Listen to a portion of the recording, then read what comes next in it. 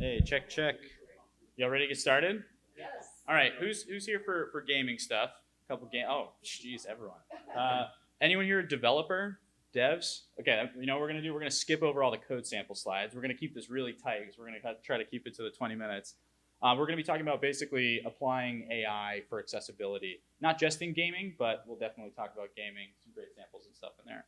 I'm Alex Dunn. You'll find me online though as Suave Pirate. The story behind that is Alex Dunn is one of the most ordinary names out there. And in the tech space that I work in, which is AI, some Microsoft stacks, a lot in AWS, there's actually multiple developers at Amazon and at Microsoft and in gaming that are also named Alex Dunn. So that means that I'm not exactly searchable. So Suave Pirate was the name that my 10-year-old name generator program came up with, and it's stuck ever since.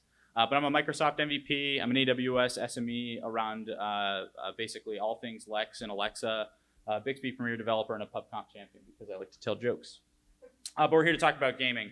So before we jump into that, one of the things that I study around in accessibility is tech access for children, because we introduce technology at younger and younger ages. Anyone here have kids? Cool. Any of your kids already using laptops at maybe age 4 and above? Yeah? Already ruined. Yeah. So kids, and introducing technology to kids is actually a great thing. We can accelerate a lot of our development, a lot of the things we even do as a society by introducing technology, getting them comfortable with it, familiar with it. And by the time they're like 8, 9, 10 years old, they're already building robots. I'm a mentor in FIRST Robotics. Kids are building insane things. They're writing automation scripts that are moving physical things and competing, doing that, using Lego Mindstorm all the way up to custom robotics, and then they're making robots fight. The challenge then is what happens when those kids can't participate, right? That is sort of the low-level challenge that I look at.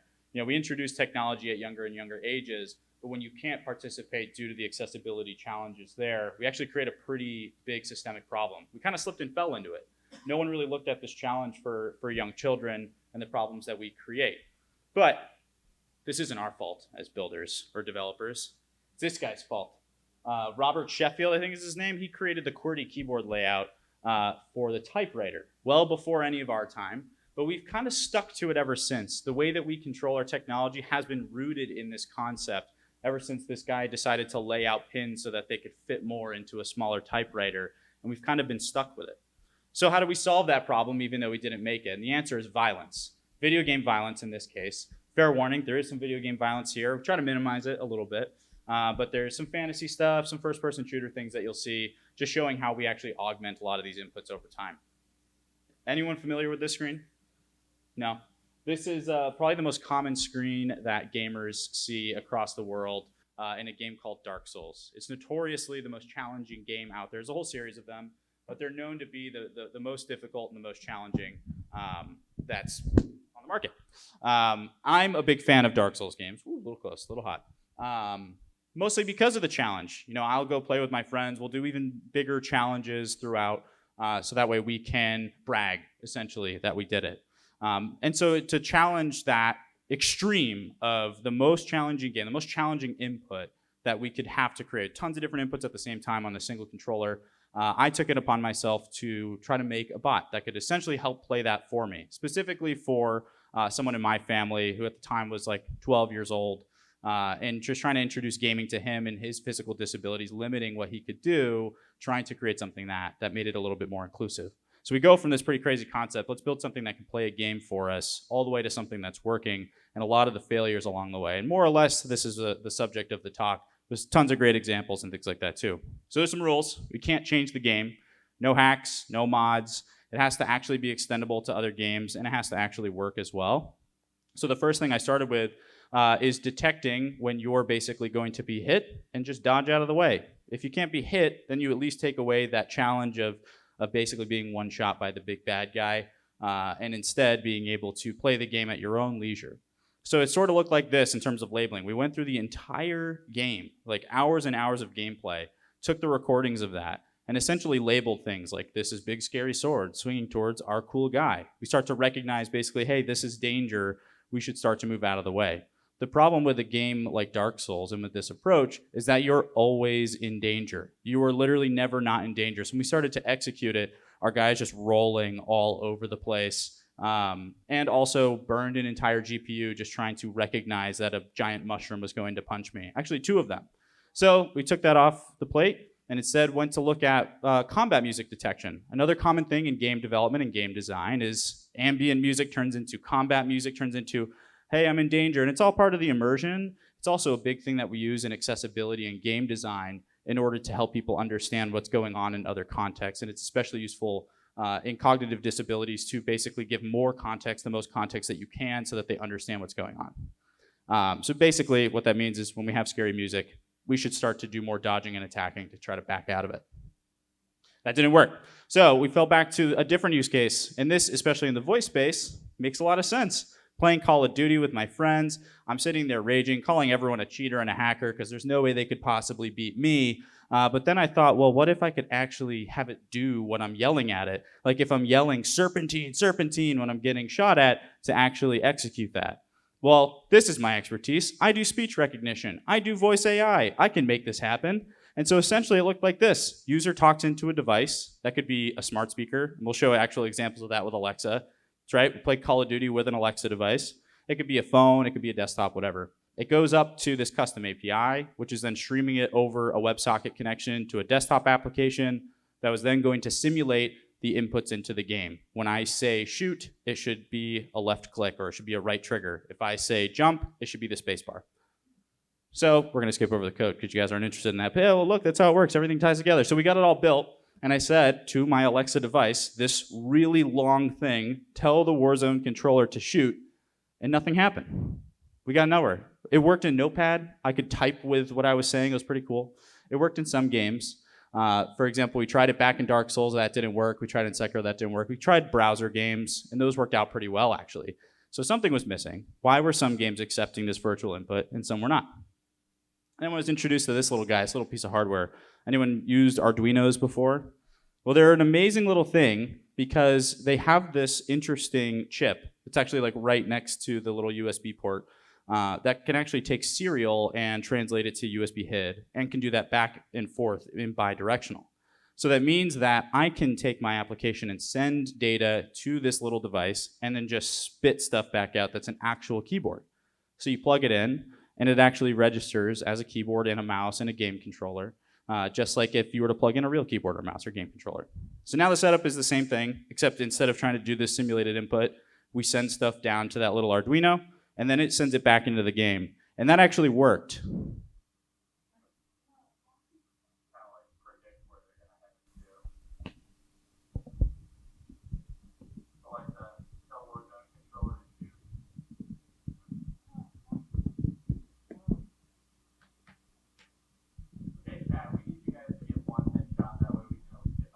Oh yeah, this is on Twitch, by the way. Yeah, all of the prototype stuff was built on Twitch. All of it's built live. All the stuff's open source. All good stuff. I guess I don't really need this. There's like 6 of us, so I'll just project. You guys still hear me back there? Tomas, you hear me? All right, cool. So maybe there's something there. Is sort of what I got. I can actually augment what I was doing with my hands on a mouse and keyboard using my voice. And to me, that felt really powerful. I now have a tertiary input device and a tertiary input method from my body. So now we got to go from this sort of wild working concept into something that's actually working. And the big thing that I do in product development is look at what else is out there, right? There's tools like the Xbox Adaptive Controller, an amazing device. Co-creator, co-inventor Bryce Johnson is a great mentor of mine now. He created this device at Microsoft, and it's really interesting. I don't know if you can see these sort of different pictures here, but essentially you plug these different switches into the back of this device, and you plug this device or connect over Bluetooth to an Xbox or a PC. So now you get these custom switches. Take, for example, our friend over here in the top left. He's got a switch next to his head so he can lean into it. So he struggles with fine motor control, and he can instead play with that gross motor control by doing these big sweeping movements instead. So I thought that was really interesting. There's also other tools out there in gaming. You know, on Xbox, there's like Cortana for doing navigation. You can't really do stuff in-game with it. But you can also have, like, in multiplayer, there's things like skill-based matchmaking. The concept being that, like, you're only going to play with people at your skill level, generally speaking, instead of like getting thrown into a game lobby with a bunch of professionals. There's also things like co-gaming, where 2 controllers are actually controlling the same person at the same time. But that's not very independent. There's also a lot of great groups out there. Cerebral Palsy Foundation is doing a lot in gaming. Cerebral Palsy Alliance out of Australia is as well. The Able Gamers Charity in the US, Special Effect in the UK, Warfighter Engage, working with disabled veterans, all focused on these concepts of actually creating these different input devices, making them work. But there's still a disadvantage. I'm just going to go back a little bit to this picture. Because when you look at competitive games or difficult games, back to Dark Souls and Call of Duty, and you look at someone like our friend again in the top left, he has to move his arm off of his joystick in order to reach 6 to 12 inches to hit a button. Whereas me, an able-bodied person, moves literally 1 millimeter to actuate a button on a controller. We're at a competitive disadvantage still. It's great that it's created some independence and some tools to be able to play the games that were not even possible, but it's still not a level playing field. Okay, let's talk about how we scale this thing. First thing we need to do for this concept of like me yelling at my controller or yelling at my Alexa device and having it actually shoot in my game is it only worked for me.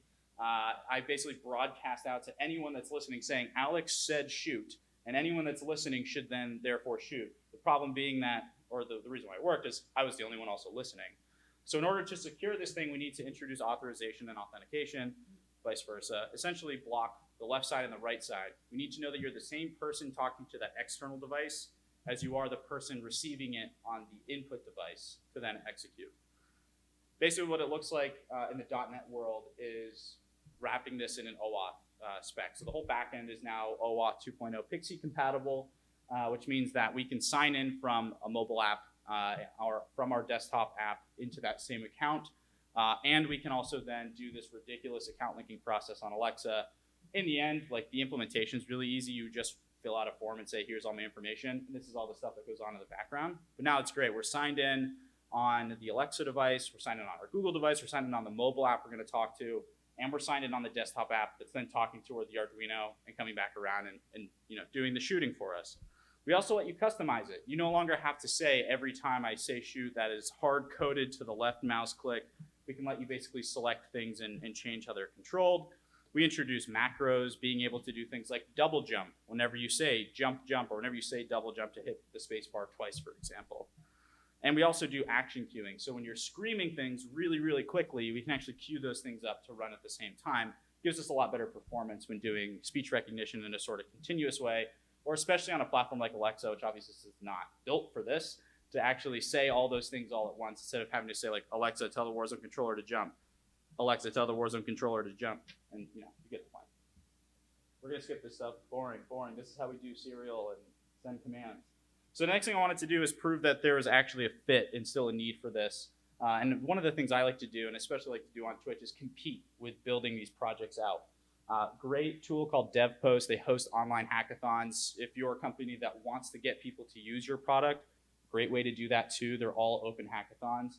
So we did one with Microsoft for accessibility and for applied AI and got second place in both, which was pretty cool. And essentially the setup looked like this. We had a desktop app and a mobile app and still Alexa, Google Assistant, Bixby, and so on. That was all basically feeding into Voicify, which is what I do all the time. Voicify is then talking to this API that is then setting it down, and we go through our little Arduino when we send the command off. But it's cool because now I can sit there and actually talk to the same desktop as I'm playing the game on through my webcam's microphone or through my plugged-in microphone. I can, for example, use Alexa at the same time and do all these different voice inputs. But beyond that, we can also detect face expressions using cognitive services. So we can detect, hey, you're smiling. And now smiling can be jump, or smiling can be moving forward. And then when you stop in game. And now we have a fourth different input device available to us. We have hands, we have voice, and we have face expressions. So here's what that looked like really quick in a game called Sekiro. Hopefully it continues on the one we just did, not our new game part 4. Attack. Oh, that is slow. Block. Ooh, attack. Attack. You get it. It works. It's slow. This is my favorite hackathon we did. Anyone here use Snapchat? Familiar with Snapchat at all? Okay. For those who are not, Snapchat's a social media platform. You might be wondering why is that involved at all in this conversation. But it's a camera-based app. You take pictures, you can build filters or use filters, send them to your friends, and then they get deleted afterwards. But they have a really interesting developer platform. You can build lenses that will change what your face looks like or whatever you're pointing it at looks like. And they have really, really amazing offline machine learning that they do for face expression detection and body gestures and hand movements and things like that. And their studio is a lot like tools like Unity and Unreal Engine. You're basically working in just a 3D environment and saying, when this happens, do something. The challenge is we can't have Snapchat go send a request to our endpoint. There's no ability to say when someone raises their eyebrows in Snapchat that should make a request to my API. Thank God that that's not possible, because that would be really scary to use as a consumer. But instead, we worked around it. So bear with me. This is extremely hacky. We have a mobile app that launches Snapchat with the lens engaged. So now we have a custom lens that we built. When we do certain face expressions or hand gestures, pointing up, bull horns, raising a fist, opening our hand, raise our eyebrows, smile, open our mouth, it flashes a QR code on the screen. Then you plug your phone into your PC, and then you run another app that we built that streams your phone screen and is reading your phone screen, just like if you were sharing your screen, same exact APIs and everything. And then it's checking for those QR codes. When we get those QR codes, then we go execute. All that sounds ridiculous. It's all part of the same little platform. But what it ends up looking like is pretty cool. So this is my phone plugged in on the left with Snapchat plus the extra filter. This is my actual webcam with an anime filter. We can thank my chat for that. We're just playing Fall Guys now. My coffee down here, so I don't use my hands totally. I keep my other hand here, so I can play like real quick. See a little QR code flash. Watch how quick this is. My eyebrows. Look down. Look there. Jump. Jump dive. All right, we're off and running. Jump.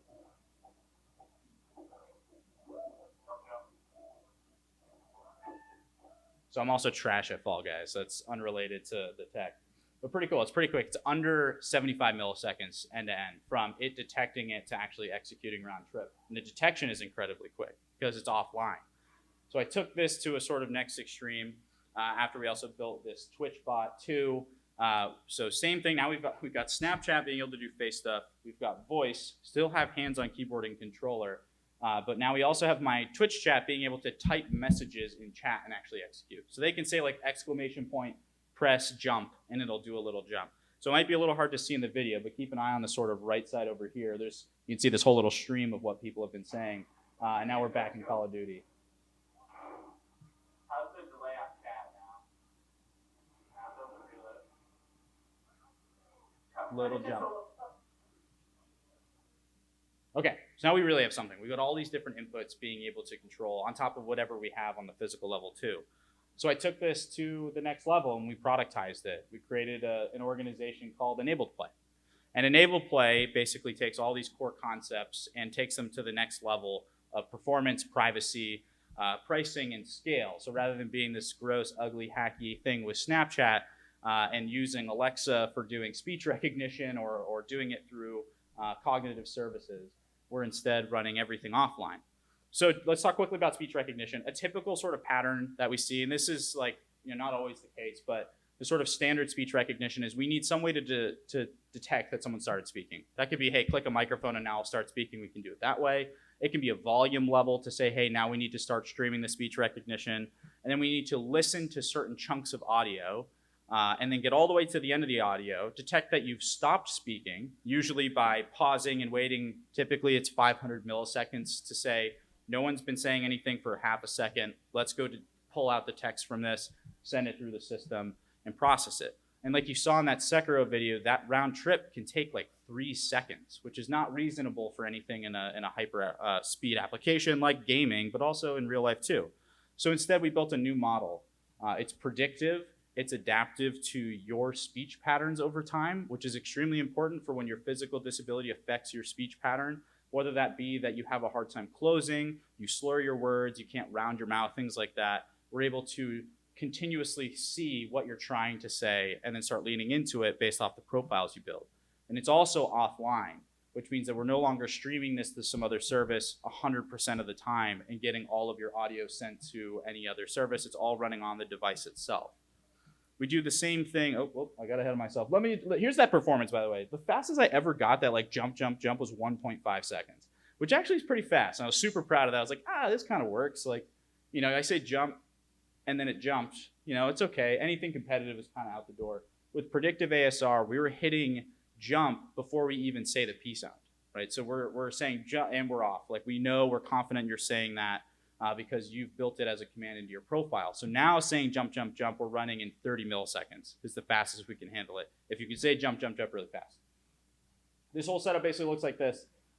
We have a mobile app which you then connect to the physical device via Bluetooth. You set it up on Wi-Fi, so now you can communicate to it locally via Bluetooth or remotely via the internet over WebSockets. It's also outputting that USB HID, the human interface device standard, so it also registers to your computer, your console as a controller, a keyboard, a mouse. And then you can use the same app to send commands. So there's microphones built into it. You can speak right to it. Speech recognition is running on edge on the custom hardware. Expression controls, face expressions, body gestures, all that is running through your mobile device's CPU, all offline, and then just sending the command. We're no longer streaming your face to some service 24/7, which also means that I save $30,000 every month on a bill of having 1,000 people streaming basically 8 hours of video and running face expression detection. It's free now, thank God. We'll skip that. This is how it all works, basically, just some code snippets of tying it together. We connect from the firmware. We start listening. Now, here's a quick example in Minecraft. I'm going to kind of explain what's going to go on because it's extremely fast. That's kind of the point. We do winking in order to run a macro that is going to change the game's time from night to day. So you'll see I'll do a wink on camera. I'll cut the video out there. You'll see it will basically run a little command. We then use a voice command to hold running forward. We use a face expression to open our inventory, and we even run a macro to build something automatically.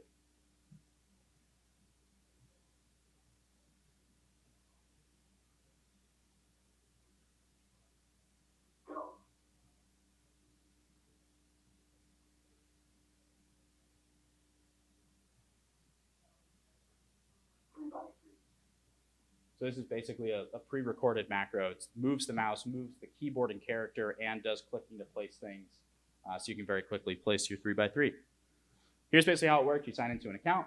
You create profiles. The profiles say what is the different input that you want to use and what is the different output. When I say build 3x3, it should run this macro. When I say jump, it should be the space bar. When I raise my eyebrows, it should open my inventory, etc.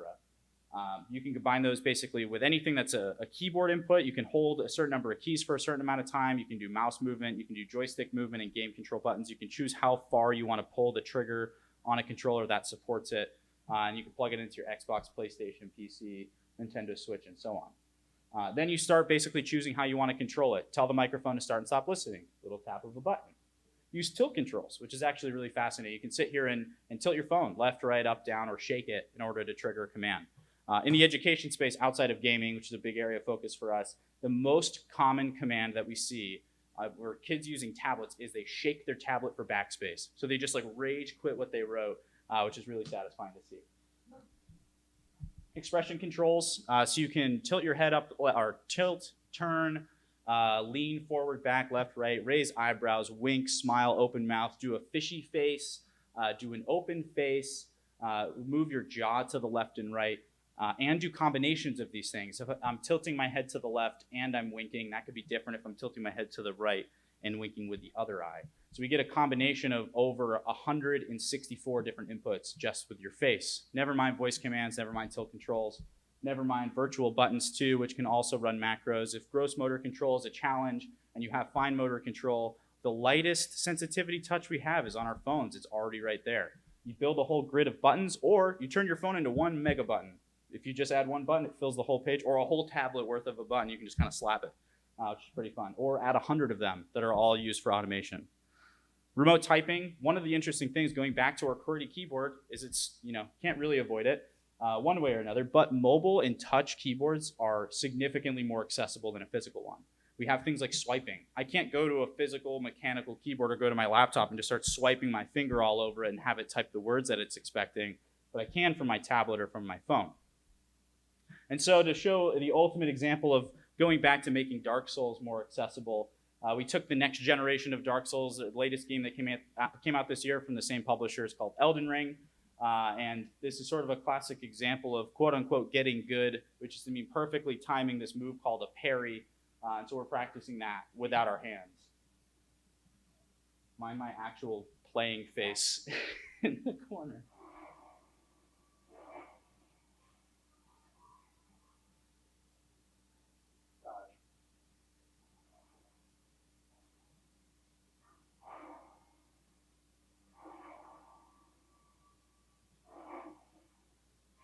Sweet, sweet violence. All of the offline stuff is really thanks to the Onyx runtime. If you haven't used Onyx before, it's amazing. It can be used to convert existing like PyTorch and TensorFlow models into much, much faster models that can actually run cross-platform. So we have our Android app, our iOS app, our Windows app, our Mac app, our browser app, and they're all actually running the machine learning models locally for speech recognition and for expression controls and everything else. And it's all because we build our models once, compress them into these hyper-fast little models that can run anywhere, and that's all powered by the Onyx runtime.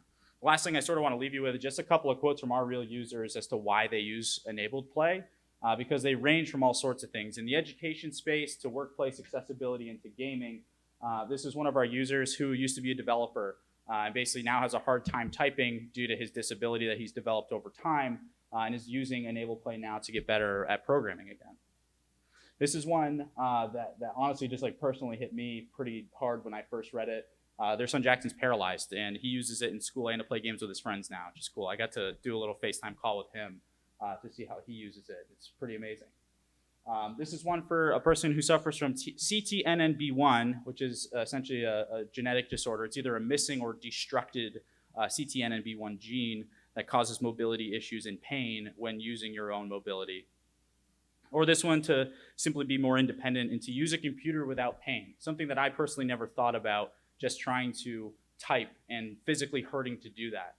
You know, we're sort of at this point where we have the tools as builders, as technologists, and as developers to really solve these problems. We're not the ones that necessarily made it, but we're in a position to fix them. So I hope you will join me in doing that and creating more accessible tools, more accessible spaces, and more accessible technology. Last thing, shameless plug, we're running a free pilot for our new virtual device. So if you want to use Enable Play for free without even buying the physical controllers, you just run it on your Windows or Mac device, get all the voice commands, face expressions, all that good stuff. We're running this for free for a limited time. You can also learn more at enabledplay.com. I'll wait for the cameras to come down who are checking the QR code. Did you get it? Almost there? All right, that's it. Thank you, everyone.